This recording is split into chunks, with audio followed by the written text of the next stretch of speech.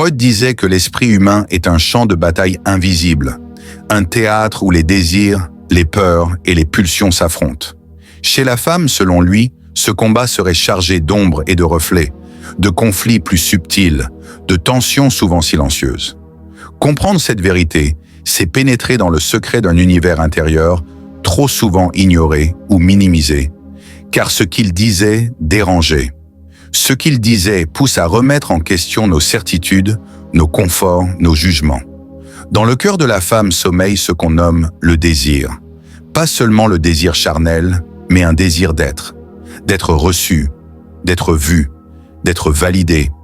Freud parlait de la pulsion, de ce que l'être humain porte en lui comme force énigmatique, qui le happe vers ce qui lui manque. Ce qui lui manque souvent dès le plus jeune âge. Pour la femme, ce manque vaut double ou triple, car on lui apprend, dès ses premiers pas, que son manque en puissance, son absence de ce que l'homme possède comme différence, le phallus symbolique, la place dans une position de privation. Elle apprend à vivre avec cette absence, à ressentir qu'il lui manque quelque chose, tout en devant jouer le rôle que la société attend, celui de l'entière, de la pleine, de la belle, de la douce. Mais ce manque n'est pas seulement une souffrance, c'est aussi une source de puissance, car là où il y a absence, il y a désir. Et le désir pousse, le désir invente, le désir transforme.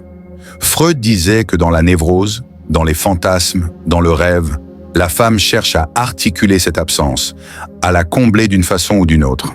Le fantasme devient ce théâtre où l'absence prend forme, où l'imaginaire construit ce qui manque, où elle peut être celle qui ne reçoit pas seulement, mais qui crée.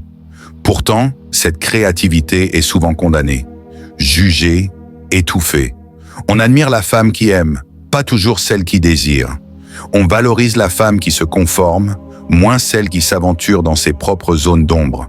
Dans les premières années de la vie, l'enfant, quel que soit son sexe, éprouve une attirance ambivalente envers ses parents. Freud parle du complexe d'Oedipe, de la rivalité, de l'identification. Pour la fille, la réalisation de l'identité sexuelle passe par une découverte douloureuse.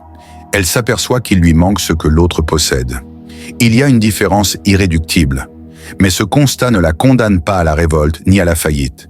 Il la prédispose à inventer d'autres chemins. Certains choisissent de rejeter la féminité telle qu'on la voit. D'autres la célèbrent. Beaucoup vivent dans les deux pôles à la fois, l'acceptation et la contestation, l'adhésion et la distance. C'est dans ce tiraillement que la tension psychique grandit. Freud affirme aussi que la femme est plus proche du corps, que sa relation à la sexualité, à la maternité, à la transformation physique est plus intense, que le cycle menstruel, la grossesse, la ménopause ne sont pas simplement des fonctions biologiques. Ce sont des moments où se joue la relation au temps, à la finitude, à la perte, à la création. Ces moments déclenchent des élans passionnés de vie, mais aussi des abîmes de doute. Ils éveillent une conscience de la temporalité qu'on voudrait harmonieuse, stable, mais qui ne l'est jamais vraiment. La vie féminine est faite de passages, de l'enfance à l'adolescence, de l'adolescence à la maternité, de la jeunesse à la vieillesse. À chaque fois, une perte, une recomposition, une renaissance possible ou refusée. La société, les autres, ont des attentes. On attend de la femme la douceur, la maternité, l'altruisme. On attend qu'elle pardonne, même quand l'injustice est flagrante. Freud voyait dans cette injonction sociale un poids énorme, un facteur de trouble intérieur. Car vivre selon ses attentes, c'est vivre avec un masque.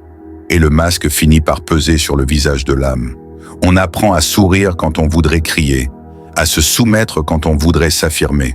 On parle de féminité comme d'une valeur, mais souvent c'est une cage. On admire la force, mais on la condamne si elle sort du cadre du convenable. Ce que peu osent dire, ce que peu osent entendre, c'est que la vérité de Freud sur les femmes n'est pas un jugement, c'est une carte. Une carte pour reconnaître où se trouve la douleur, où se joue le désir, où murmure la créativité. C'est reconnaître que le féminisme n'est pas seulement un combat extérieur contre les lois, contre les structures, contre les dominations, mais un travail intérieur, contre les ombres que l'on porte, contre les silences que l'on tait, contre les voix qu'on n'entend pas. Ce travail intérieur commence souvent dans la honte de désirer, la honte d'être vulnérable, la honte de souffrir. On croit que montrer ses faiblesses est dangereux, que cela nous rend moins aimables, moins acceptables. Freud disait que le refoulement est la clé de bon nombre de maux. Quand on tait, quand on nie, quand on repousse, l'énergie refoulée se transforme. Elle se retourne, elle fait des ravages dans le corps ou dans le psychisme, céphalée, anxiété, douleur inexpliquée, mélancolie. Les symptômes racontent ce que l'on refuse de voir. Chez la femme, souvent, ces symptômes deviennent la voix muette du cri étouffé. Face à cela, il y a une valeur immense, celle de la reconnaissance. Reconnaître que ce que l'on ressent a de la dignité. Reconnaître que la colère, l'angoisse, le désir ne sont pas des défauts, mais des signaux. Que pleurer, douter, flancher ne font pas de vous une femme plus faible, mais une femme en contact, en échange. En vérité, quand on accueille ces ombres, on devient plus entière, plus libre. Mais la tension est grande. Accepter son désir, cela signifie se confronter à ce qui résiste. Les normes, les jugements, l'héritage culturel, la peur du rejet. Cela signifie assumer d'être imparfaite, de ne pas tout contrôler, de ne pas toujours être rassurée. La tension entre ce que l'on veut être et ce que l'on croit devoir être peut faire vaciller la confiance, faire vaciller la relation aux autres, faire vaciller la manière de vivre le regard des autres. Une émotion profonde surgit quand on comprend qu'un certain sacrifice a été fait. De soi, de sa vérité, de sa voix. On découvre que souvent, la voix qu'on entend le plus fort est celle qu'on a apprise à écouter. Pas forcément la sienne. Freud suggère que la partie de nous qui ordonne, qui exige, qui se conforme, vient moins de notre être authentique que de ce que la culture, la famille, la religion ont susurré dans le creux de notre oreille depuis l'enfance. Ces voix sont puissantes, envahissantes, et les défier coûte. Pourtant, c'est dans ce défi que la transformation devient possible. Ce n'est pas seulement une remise en cause intellectuelle, c'est une expérience du corps, de l'âme, du quotidien.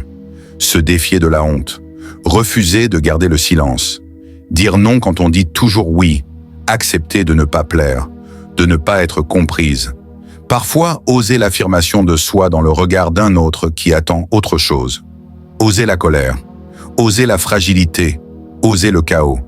Freud parlait aussi du narcissisme, de la façon dont la femme se perçoit, non en fonction de ce qu'elle est, mais en fonction des miroirs qu'on lui tend. Le miroir social, médias, publicité, regard, et les miroirs proches, famille, amis, conjoints. Ces miroirs déforment, ils exigent jeunesse, beauté, douceur, séduction. Ils occultent ce que Freud voyait comme essentiel. La vie intérieure, la pensée, le désir, la conscience du temps qui passe, la mémoire des pertes, la force de ce qu'on porte dans l'invisible. Quand le miroir social dit « sois belle »,« sois douce »,« sois aimante », il annihile parfois ce que la femme porte en soi de rage, de désir d'apprendre, de résister. Cette injonction, encadrée comme norme, étroite comme corset, finit par se retourner contre elle-même. Elle peut devenir une source de haine de soi, de sentiment d'insuffisance, de vide intérieur, et plus. On entrevoit alors que la femme, selon Freud, vit dans une dialectique, entre présence et absence, désir et contrainte, intériorité et représentation. Cette dialectique, invisible pour beaucoup, est ce qui fait sa trajectoire singulière. Ne pas la reconnaître, c'est s'aveugler. S'aveugler, c'est perpétuer les violences invisibles, le mépris, l'indifférence, le silence, la minimisation. Ces violences sont d'autant plus pernicieuses qu'elles sont banales, intégrées, souvent non nommées. Lorsque la femme grandit, elle entend des récits, celui de la femme parfaite, celle qui sait tout concilier, celle qui sait aimer, pardonner, oublier. On lui tend des modèles, on lui souffle des normes, on lui fait comprendre que si elle exprime trop son désir, elle sera jugée. Si elle cherche sa carrière, on lui dira qu'elle néglige sa famille. Si elle ne pleure pas, qu'elle est la froide. Si elle pleure trop, qu'elle est excessive. Ces injonctions tordent la voix intérieure. Elles lui apprennent à calculer son expression, à peser ses mots, à cacher ses désirs, à modérer ses émotions. Elles fabriquent que la censure intérieure. Freud soutient que cette censure, ce refoulement, ont un coût psychique énorme. On porte en soi des désirs, des colères, des peurs qu'on empêche de vivre consciemment. Et ces forces agissent dans l'ombre. L'ombre de la jalousie, de la rivalité, du désir non avoué, de la haine de soi. Le symptôme apparaît. Les rêves, souvent, parlent plus fort que les mots que l'on prononce. Les symboles émergent dans le sommeil, dans l'imaginaire, dans les oublis, dans ce qu'on ne dit pas mais que l'on vit dans le corps, la douleur, la gêne, la fatigue. L'âme dont on croit qu'elle est silencieuse parle dans le mal-être. La reconnaissance de ces ombres est une délivrance. Mais pour beaucoup, cela coûte de se regarder vraiment. Cela coûte de tenir le miroir de la vérité. De voir non seulement ce que l'on aime, mais ce que l'on est. Ce que l'on cache, de regarder les blessures, de regarder les abandons, de reconnaître que parfois on a aimé en se perdant, qu'on a obéi en reniant une part de soi, qu'on a aimé autrui pour oublier. C'est là que la valeur du pardon, mais aussi de la colère, de la rupture, de la distance prend sens. C'est dans l'acceptation du conflit qu'on peut réinventer son rapport au monde. Freud disait aussi que la femme porte un désir paradoxal. Aimer être désirée, mais craindre ce désir. Vouloir être indépendante, mais souffrir de la solitude. Vouloir être mère, mais redouter le prix de la maternité. Sur le plan physique, psychique, social, ce paradoxe, personne ne l'aime entendre. On préfère croire que l'identité féminine est linéaire, claire, cohérente. On préfère les récits simples. Mais l'existence intérieure est complexe. L'on ne choisit pas seulement, on oscille. Et c'est dans ces oscillations que la femme vit sa vérité. Dans les moments de doute, dans les moments d'abandon, dans les moments de certitude. La vérité que peu acceptent, c'est qu'il n'existe pas un chemin unique. Que la femme n'a pas à se conformer à un récit déjà écrit. Que la féminité n'est pas un uniforme. Que ce que l'on nomme échec, faiblesse, manquement peut être réinterprété comme une direction, comme un signal, comme une force. Que ce qui est rejeté peut devenir ressource. La fragilité peut devenir tendresse. La colère peut devenir affirmation de soi. La vulnérabilité peut devenir authenticité. Et cela mène à la transformation du lien aux autres. Lorsque la femme accepte ses parts d'ombre et de lumière, elle change sa manière de choisir, sa manière d'entrer en relation. Elle ne cherche plus la validation extérieure comme carburant unique. Elle commence à dire non, même si cela va faire mal. Elle s'affirme dans ses limites. Elle ne se perd plus dans le regard de l'autre. Le regard de l'autre reste, mais il ne dicte plus. Elle ose l'honnêteté, l'authenticité. Elle ose exprimer ses désirs, ses besoins. Elle ose être imparfaite, mais cela crée de la tension. Car tout ce qui est neuf dérange. Les personnes proches peuvent se sentir menacées. Parents, conjoints, amis. Elles peuvent réagir avec incompréhension. Rejet, colère. Les structures sociales peuvent réagir. Le monde ne chérit pas toujours celles qui osent ne pas se conformer. Il peut y avoir la solitude, le conflit, le jugement. Mais il y a aussi la force retrouvée, la dignité intérieure, la cohérence de l'être. Au plus profond, il y a l'émotion cathartique, le tremblement quand on admet enfin que ce que l'on a cru honteux est vivant en soi, la larme retenue qui coule, le soulagement quand la parole brisée trouve un mot, l'émotion quand on reçoit le regard qui accueille, non le regard qui juge, quand on est entendu sans être corrigé, quand on est vu sans être réduite à ce que l'on devrait être. Freud disait que dans ce processus, la conscience se déploie. Ce n'est pas un chemin facile. Ce n'est pas une courbe ascendante douce. C'est un voyage abrupt, avec des chutes, des retours en arrière, des rechutes. Mais chaque fois que l'on se relève, chaque fois que l'on dit non, chaque fois que l'on parle ce qu'on a tué, on allège un peu la charge intérieure. On désenglue des fragments de soi qu'on avait laissés derrière les masques. La femme découvre alors que son identité n'est pas une donnée. Ce n'est pas ce que le monde lui impose, mais ce qu'elle invente, ce qu'elle réinvente chaque jour. Que son désir, loin d'être un conflit honteux, est une boussole. Que ses douleurs, loin d'être des fautes, sont des messagères. Que son ombre, loin d'être un poids unique, peut devenir une rampe vers la lumière.